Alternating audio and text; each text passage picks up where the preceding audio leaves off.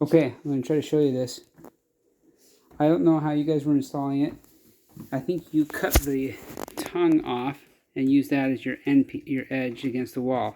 And then you're trying to put the long tongue underneath this groove, and that might be your problem.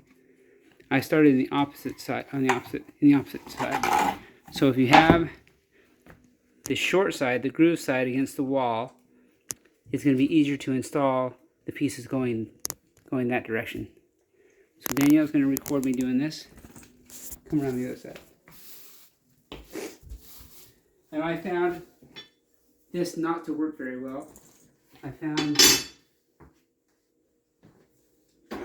this tapping block to work the best, and I used the single bevel, or the single ridge edge instead of the double ridge edge. So I put the single ridge edge against the board to tap it in on an angle. I'll do 2 end pieces, and then I'll do a second row. So on the end pieces, if this is your wall here and you're going that direction, just do the end pieces first. And those ends should slide in pretty easily. That one has a little bit of a gap. So you need somebody to stand and put some pressure here while you go on the other end. Again, single ridge.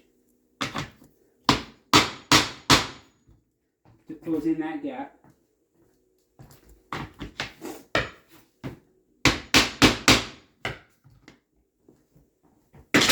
Then your second row, you're going to go groove side, short side, into the tongue on a 45-degree angle. I'll span these 2 pieces. So you can see when you first get in there, it's kind of resting. It's kind of angled up. And it's kind of holding in place.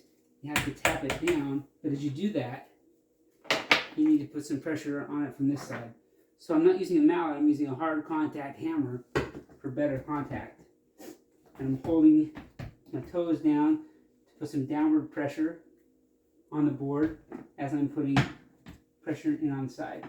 So I'm closing the gap. Once that gap's closed, it's still on an angle coming out. I'm just going to start pressing down. I can use the hammer as well. Push on both sides. And it flattens out. I got rid of the angle before I pushed it down, and then the ridge underneath the tongue, or the ridge on the groove side, catches this ridge on the tongue. I'll do one more piece going that way. This will be a really long video. Now come around this side so you can see what I do on this end gap. When I put the next piece in, I'm just lining it up and not close enough that I can push this down without the ridge, without that little tongue catching and breaking off, because I'm going to close that gap after I do this gap. That didn't close up, so I'll tap it. Same technique as before. This is kind of on a, not quite a 45-degree angle, like a 10-degree angle. I'm pressing down as I'm hammering to flatten it out. Now there's a gap there. I'll close that up. The technique here is to make sure that this corner is pressed down so that it catches as it goes in. So I have to put some pressure on this and keep these two, keep pressure on both.